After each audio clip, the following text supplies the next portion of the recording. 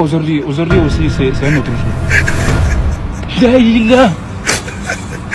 I don't want peace. What problem is? With somebody friendly.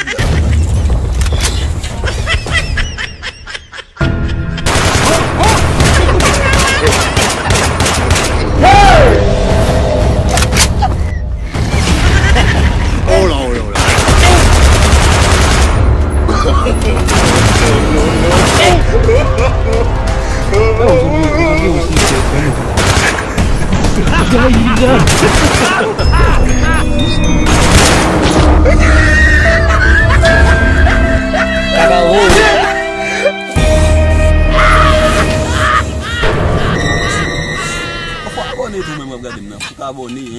Abonné, ouais, où est mes traitements, hein?